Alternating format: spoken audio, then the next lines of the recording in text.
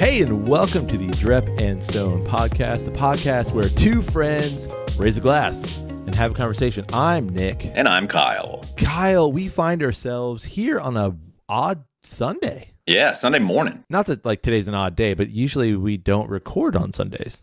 No, but it is easy. Easy like Sunday morning. There it is. I don't know who sings that song, but I definitely agree. Yeah. Is that Smokey Robinson? I don't think so. You don't have to Google it. It's okay. In my mind, it's going to be Smokey Robinson. We can go with that.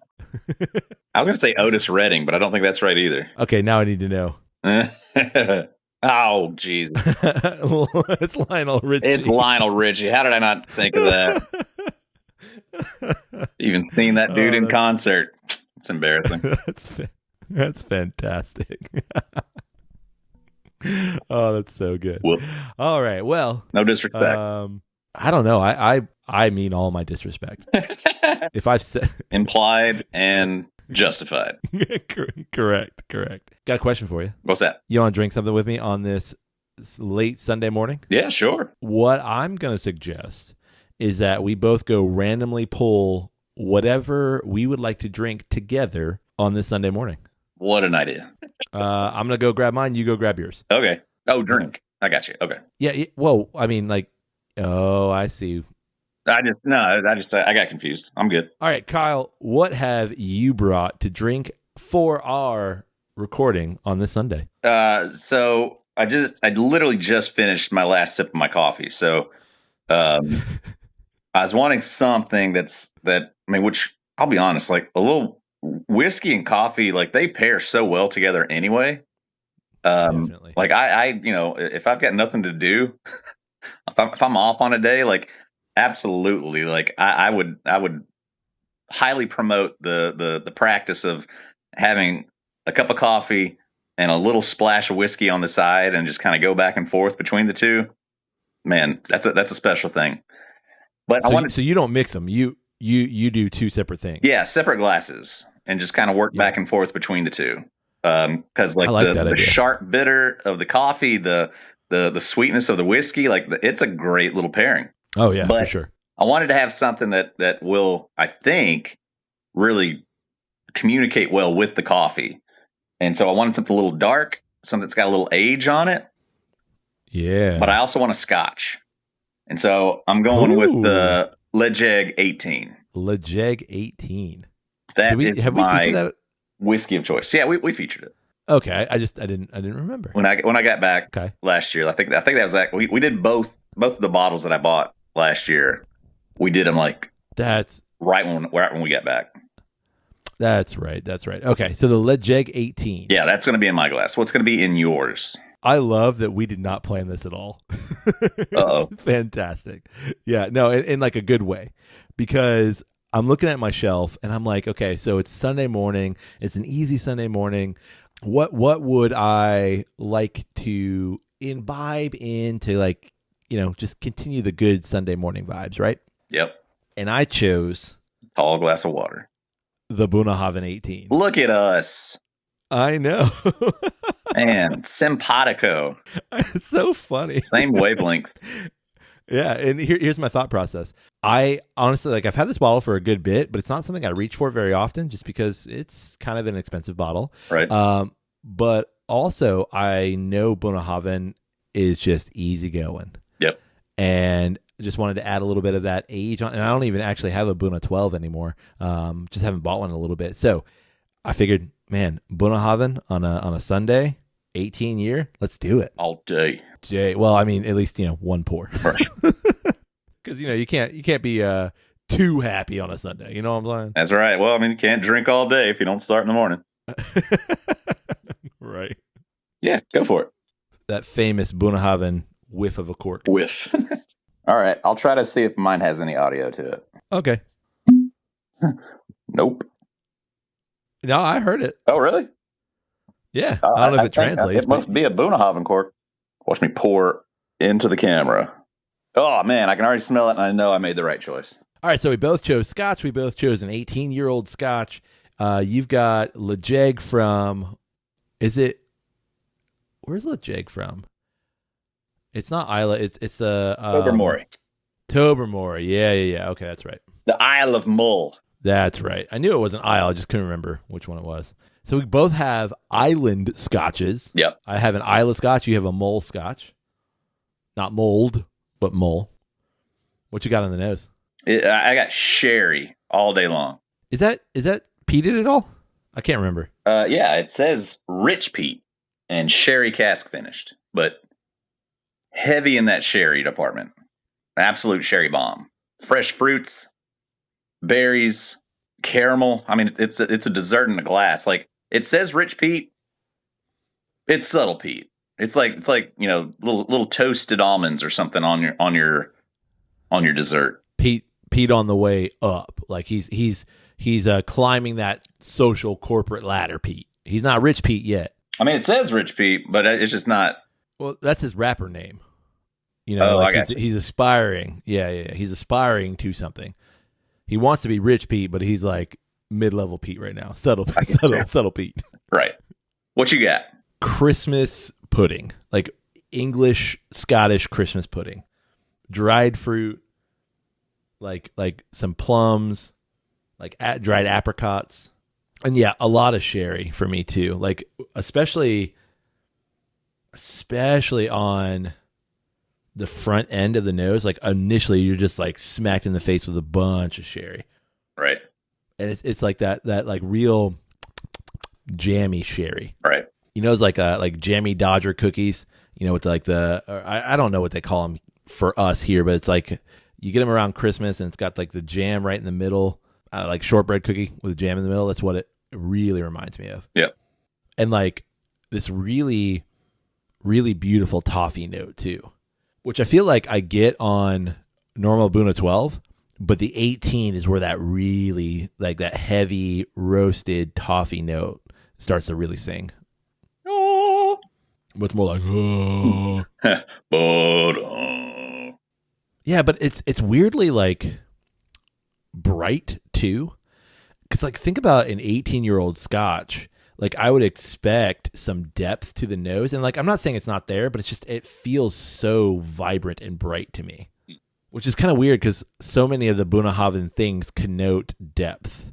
And maybe it's just like marketing, maybe it's the bottle, maybe it's just like my thought process of Bunnahabhain as a whole, but it just feels depth. And this, not so much. Right. Shall we try it? Okay, dokie.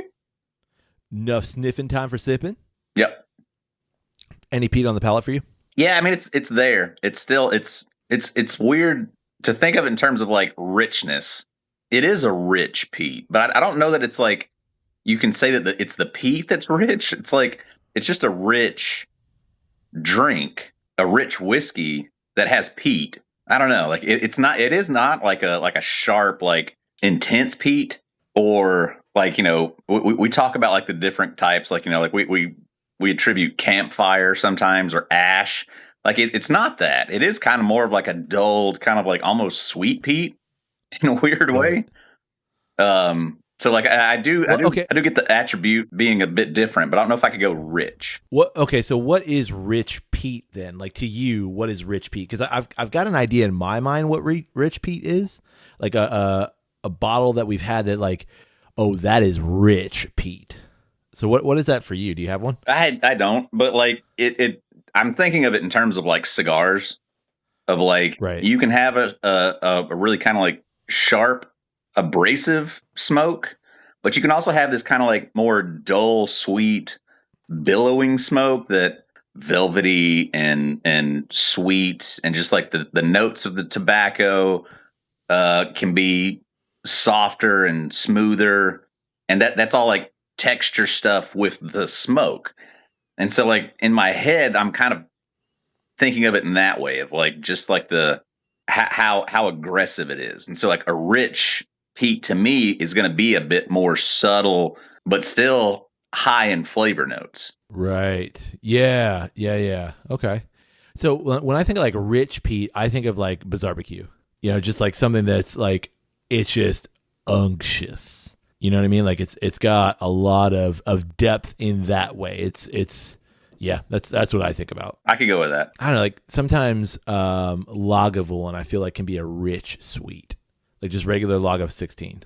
Or Rich Pete. I said sweet. I meant Pete. Right. Yeah, for sure. I'm disappointed that I've already finished my coffee because this would be a great back and forth. Yeah, and from what I remember of that Lejeg, I agree completely. Like a really nice pairing with, if you had like a strong, kind of dark roast coffee. Oh yeah, that would be fantastic. Yeah. I'm maybe like a third of the way through this bottle. Every time I go back to it, I forget.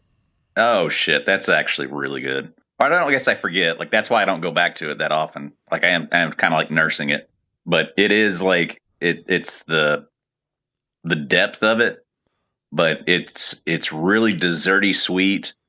Like it's a great pairing with like just a nice bitter coffee. Yeah. That's good shit. Yeah, that was a good find too, and a good like choice on your behalf. I remember when you were thinking about which bottles you were going to bring back. That was like, nope, I want to try something that we've never had before, and that I think that's a good pick as a whole. The Buna 18, like it's always one of those ones that like I will die on this hill. Buna 12 over 18 all day, but then I have the 18. It's like I don't think this is a better expression, and I would say like it's just so different in that like the threads are still there. Like what makes Bunnahabhain is still there, but I actually think that it's just better on the 12. It's actually, the age doesn't necessarily do it any favors here, because to me it then becomes way more honey forward, and that's what I get on the palate. It's a lot of honey, and it's a lot of like salty and slightly nutty, and I just gotta believe that that's just the age. Remind me, did they do anything to the 18? Is it the 12 and they just put 6 more years on it? I think it's just the 12 and they put 6 more years on it. I don't want to be beholden to that, but I think that's the case. It's not one of those instances of like, I always think of, dang it, I can see the bottle. Not going to come to me. But like so many different whiskeys where it's like, the 12 year is the 12 and we aged it in X bourbon. And then the 14 is the 14, and it's the 14 because we aged it in sherry. And then the 18 is the 18, and it's the 18 because we aged it in this thing. Like, and there's, for whatever reason, those age statements have a different style to them, or a different either barrel aging or they did something different, and that's why it is that age statement. But I don't think Buna does that. I don't think so. I think it literally is, this is Bunnahabhain that is aged another 6 years. Right. I think that is what I am led to believe. That is what I've always thought. That's what I'm led to believe. Right. And I don't believe, so here in the US anyway, depending on where you get this bottle, like you could be in the $180 range. You could be in the $300 range, just depending on, how someone wants to sell this. And I've seen both, and I've actually seen both at the same store, like not at the same time, but like one time I went in, this was $180, and another time I went in, this was $350. Right. I'm like, okay. But I know that you can buy it on their website right now for like $135.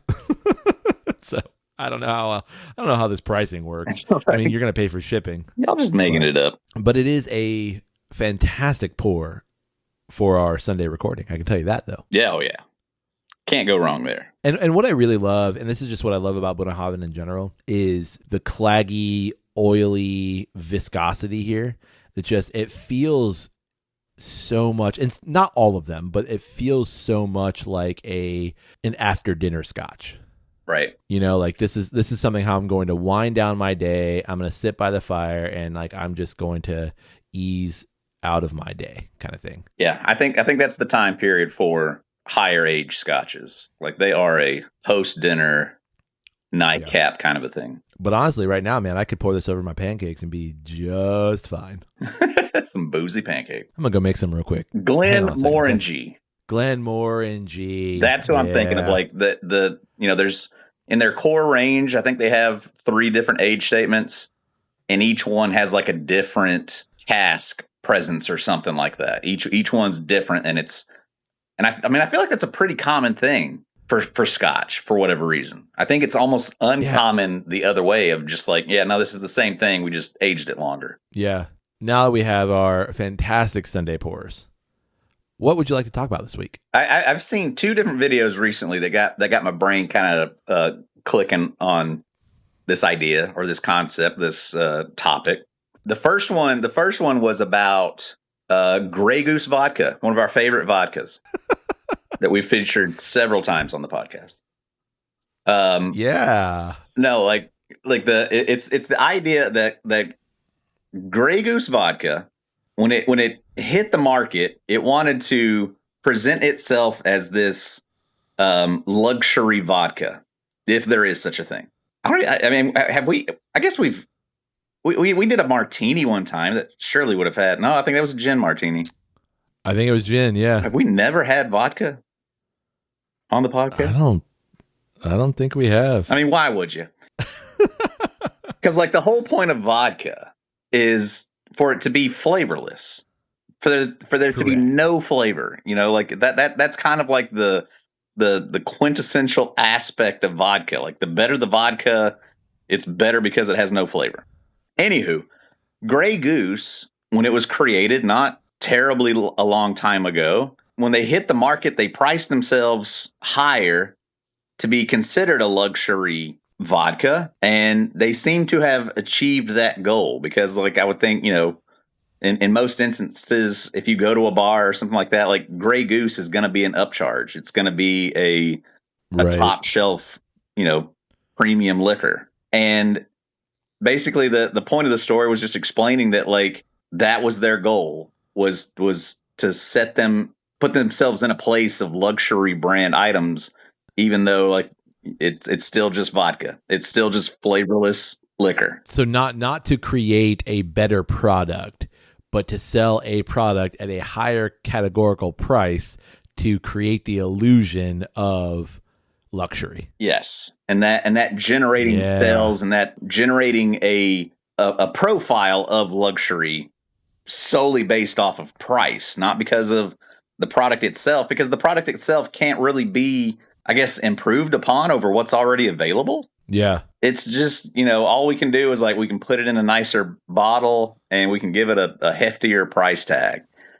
And does, you know, but is there any relevance to that? Does that add any kind of value to it? Like, I mean, I suppose if it is like a nicer like bottle, like you can argue some kind of a aesthetic appeal that would warrant a higher price. Like, you know, if it's in a crystal decanter, like what is it, the Louis the 16th or whatever, yeah, like 14th, if whatever, it's something like that, like it's this expensive because that bottle costs a lot of money to make. But you just said it. You just said the point.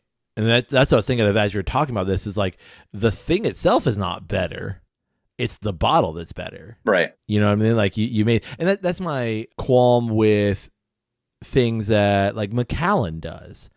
And, you know, Macallan has these like gorgeous crystal decanters. I don't know if they're Glencairn, and I know we love Glencairn, but these like gorgeous crystal decanters. And so now your scotch is a $20,000 scotch because you've got a $17,000 decanter or a $17,000 bottle and like this like beautiful presentation, and like it's gorgeous, but like, is the whiskey better? Nah, probably not. Right. I mean, it always has like those high ages on it, sure, but like, yeah, that I think it's that like perception of luxury.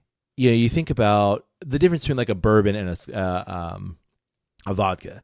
Like I'm gonna say there's more work. There's more work that goes into a bourbon because you're aging, you're thinking about like barrels, you're thinking about the costs associated with all that, and like there's just far more variables. But for something like a vodka, you're literally like distilling grain and then throwing it in the bottle. Right. A low end whiskey might take, let's say, 2 years to make. Like a decent low end whiskey might take 2 years to make. And an exceptional vodka might take from beginning to end 2 weeks to make. Name me the quality 2-year whiskey that you're talking about. It's the you know what I'm talking about. Yeah. I'm sure there's one That out one. there. I just can't think of it. No, no, no, no. Mellocorn, maybe? You know, yeah. No, But they're you know what bonded, I'm aren't they? saying. You know what I'm saying though. Like, okay, so let's go 4 years. Oh yeah, Whereas I'm right behind you. I know exactly what you're saying. Like I I knew I completely felt you back agree. there. And that's kind of the thing too. Like I can almost understand the argument a bit more. Like I think it's pretty well known that like that's a very similar approach that Maker's Mark took when they hit the market. Was Absolutely. they priced themselves higher because it's higher. It's we're expensive because this is an expensive whiskey kind of thing. Whatever their slogan was. It's something like we're expensive because we are, or something like that. Like Right. it was Yeah. something very condescending almost. But at least within a realm of bourbon, like there are definitive characteristics that you can decide, is this better or not? Like it's a Right. wheated bourbon, so that's going to have a different profile than just a regular bourbon. Like so you're going to be able to make that decision as the consumer of like, do I think this is worth it more? Whereas like within vodka, like the whole point of it is to be flavorless and like unnoticeable. So even in that instance, it seems kind of crazy that you could get away with, yeah, no, we're a luxury thing because we say we are. I just watched Ghostbusters, or I fell asleep to Ghostbusters. I took a nap and was watching Ghostbusters. OG? Yeah, yeah, and I love that movie. And something got me, like, I looked up Dan Aykroyd. I was like, oh yeah, that's right. Dan Aykroyd owns Crystal Head Vodka, or has some sort of stake in Crystal Head. And I was like, that's bizarre. Hmm. And like, I've seen that vodka everywhere. You know, it's the one that's like, or Crystal Skull. I think I said Crystal Head, Crystal Skull. I think I can't remember the name of it, but you've seen that vodka. It's literally vodka in a skull bottle. And I was like, why did he associate with that? And like, yeah, you got the macabre, like he's famously like kind of, you know, that kind of thing of like, he likes the macabre, he obviously Ghostbusters and all those kinds of things. But like, is that vodka a quote unquote good vodka? I'm not a judge of that because I don't care for vodka. But like, what makes that, or in our case, what makes Grey Goose a higher quality product? And I literally think it's just what you said. It's expensive because it is. Right. You know, like I think you can make a statement or an argument for like, why is my Ferrari a more expensive car versus my, you know, Ford Pinto? Sure. I think there's some argument there, right? Like, Yeah, there's a level of engineering and craftsmanship and all that stuff. Like, you know, whether or not you have the value in that, at least you can point to those defining characteristics of this is why this is better. But I think in some ways it's also exclusivity, you know, in terms of that argument of there were 15,000 of this car made, but there was 180,000 of this car made. Right. You know what I mean? Versus something like the Grey Goose aspect of like, it's freaking everywhere. Yeah, there's you walk nothing unique about this. Exactly. And I think that's what's most interesting to me about what you've brought up here is that it's not exclusive. No one would, at least I don't think anymore, anyone would be like, oh, what vodka are you drinking? Sure. You know, we're, there's like some, at least in the whiskey community, there's some tout to like, I'm drinking this whiskey. Oh, wow. But like, no one's really going, you're drinking Grey Goose? Psh, you a fancy boy. You know what I mean? Well, you know, and I guess you could, like, I would initially say, well, you know, you can order a scotch or a bourbon and you can get it neat or on ice and you're drinking it because you enjoy the flavors of the thing that they have. But like, you know, aside from, I don't know, I guess a very, you know, bland martini, you're not really doing that with vodka. Like it's almost like the quintessential mixer. Right. Because the goal, as you said, is to be flavorless. Right. So it's not like you're ever going to pour, like, you know, purchase a neat pour of Grey Goose just because like I really like that non-flavor. So again, it's just it surprises me. Which, I mean, granted, I don't know. I mean, are there? Well, I mean, what's a bottle of Grey Goose? Maybe like $40 as compared to like if you were to just buy Pinnacle vodka or whatever. Like, Tito's. yeah, like yeah, I guess Yeah. like Tito's is probably like $20. So it's not really that outrageous a thing, but I just think it's really interesting how humanity can convince itself that like that's a better thing because it's more expensive, and obviously like they know that, and so that's the angle that they're playing with it. But I mean, I can certainly attest that I have bought bottles before solely on the hype of the price. Oh, And yeah. I assumed that price brought with it an understanding that this is a better product, when in reality, when I got the thing and opened it up, it was like, oh, yeah, no, this isn't that much better. And that will always be my opinion at this point in time towards Van Winkle's. Correct. There's no reason that it Correct. needs to be priced like that, and there's no way it could live up to that price tag. Well, and I think that that's the argument ultimately for blind tastings and for tastings in which you, as much as you can, remove the price. Like in a perfect world, if you really were to decide, okay, yes, I love this vodka over this vodka, you would go to someone's house who like, don't tell me the price of any of this. You have nothing, right?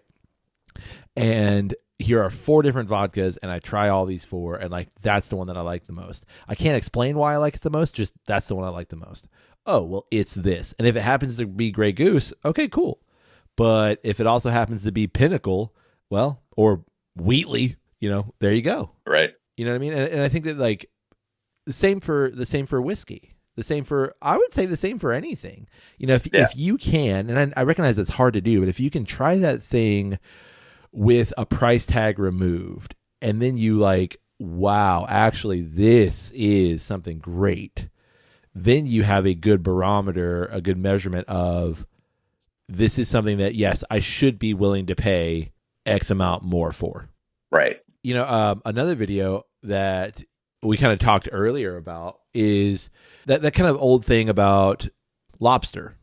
And this is something that I don't know if it's apocryphal at this point, or if it's legit. And I think there's a lot of legitimacy to it, that like lobster was something that used to not be a luxury product. Like it was served in prisons, it was served in like to sailors, it was served to like the lower members of society, because like, first of all, this crap is everywhere. Yeah, it was so abundant. Yeah, and it's not, for whatever reason, it just wasn't seen as a good product. Right. Same too with, I think, oysters as well. Like, you go back to the 1800s and before in like New York, and like oysters were something that were cheap, they were fast, and like if you wanted oysters, you could get them, but they were seen as just like a kind of a throwaway food almost. Right.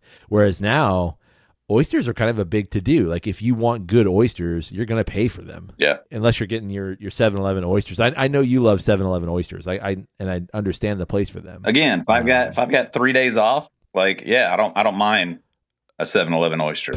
Yeah, for sure. Because you're going to have to recover. You're going to have to recover from it, but Right.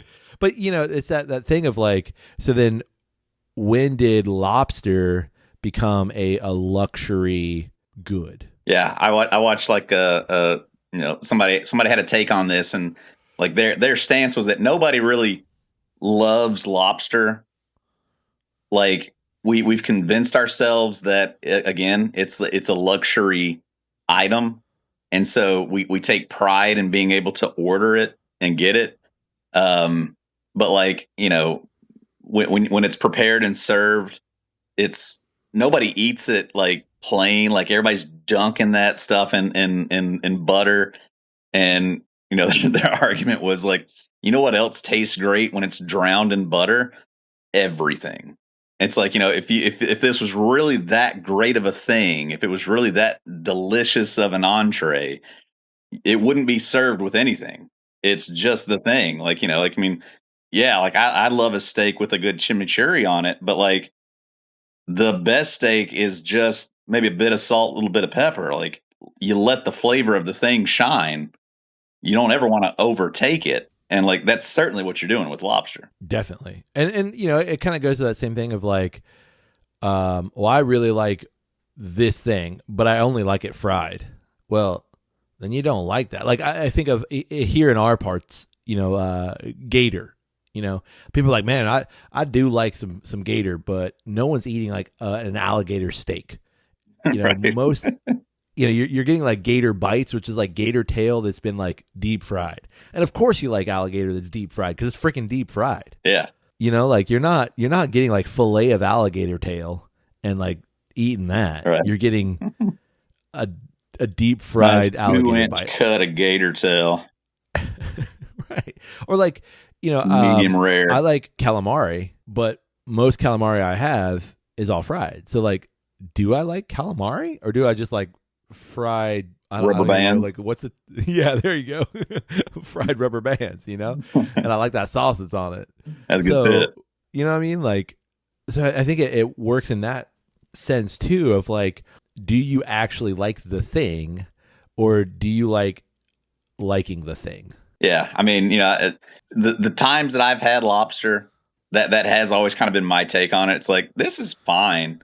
It almost never lives up to the price tag, though. I am never going to order it. Yeah. I don't dislike lobster. Yeah, no, I mean, I like I am- lobster fine. But I'm never going to be like, you know what? I would love to add a lobster tail to this. And it's $29.99. Yeah, that's a great price. Let's add that. Yeah, no, it's just a price flex. It 100% I mean, is. I think crab is far superior. But even then, that's a price. Oh, I agree. I think crab has a lot more flavor too. But that's also a price flex too. You want a half pound of snow crab legs? Yeah. You know, that's X amount of dollars. Okay, but like now I've got to like freaking pick through these stupid little snow crab legs and like, you know, it's got. Gosh, you like, should be paying me. I'm doing a lot of the work here. Everyone's done with their meal, and here I am picking through snow crab legs. Westlake! I didn't hear him. Really? Yeah. Like losing his mind in there. Yeah, no, I couldn't hear him. Yeah, and I think it's that perception of thing, you know, of the good itself. Is it good? Or have we just marketed it well? Or have we put it in a pretty bottle? Have we made it seem, have we suggested the thing is good? I've been told this is high class, high society. So I want to, you know, present that also. Yeah, for sure. I think it's a young man's game. We're no longer young men. So we speak through the veil. No, I agree. And I think it's not just, it's experiential. You know, you have to experience this. And again, are you going to convince yourself that yes, or are you going to be like, no, like I can wade through the BS. I see what this is. I'm okay. What's your biggest trap? Let's go whiskeys in this game. Ooh. You paid a higher than premium price for a bottle that just did not live up to expectation. Listen, I make all of my decisions after very careful research. Sure. Sure. There was research done. It's just the outcome of the research didn't. I'm looking at the shelf and I'm trying to think of like what is that? Okay, I can give you one, and it's not a high cost bottle necessarily. The Basil Hayden Caribbean Reserve Rye. Oh yeah, jeez. Like it's not just about any of those Basil Hayden legitimately offshoots, and they're not terribly expensive. I recognize that some of them are, but they're not generally terribly expensive. But like I sought after it because like I thought, wow, this is the product I want. Like, and then Basil Hayden itself is that. They're exact 100%. Like just a bottle of Basil Hayden is like $40 for an 80 proof bourbon. Yeah. That it's still just Jim Beam. Like, and you can get Jim Beam right beside it for like $15. I got another one. I've not had a bottle of this, but the Heaven Hill Grain to Glass. Oh yeah, those couple that I've tried. Yeah, you know those are upwards of $100 a bottle. Yeah, and I've had pours of them and just went, why?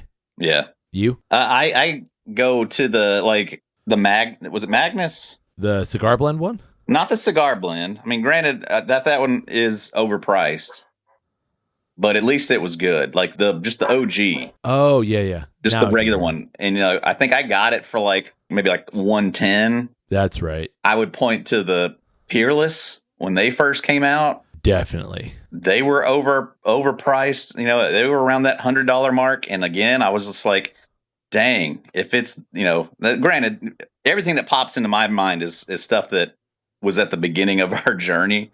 And so obviously a lot of these kind of helped, you know, shape my understanding. But I remember buying a bottle of Peerless for like maybe like just shy of $90 and thinking that like, yeah, no, it's priced this way because it's going to be exceptional. And it was fine. All of the bottles of Blanton's and all that crap at the very beginning of his journey. Yep. It's that. Yeah. It is that in a nutshell. Yeah. Like just so many of those things like that you think that the price warrants something that's going to be noticeably, and you would hope not just noticeably, but like is far superior. Caribou Crossing. For yeah, that's certainly one that can be for sure. I think I got lucky and found one that was like okay priced. But yeah, I mean, I can probably like think of half a dozen bottles where I thought like, yep, that's going to do it. That's going to be worth the price. And then you actually get the thing and it's like, oh yeah, no, like this is not the thing. Like this is no better than that $45 bottle of rare breed. Yeah, absolutely. But it takes you time to learn that lesson. It does. And I think that is ultimately the point, that, you know, you have to experience it.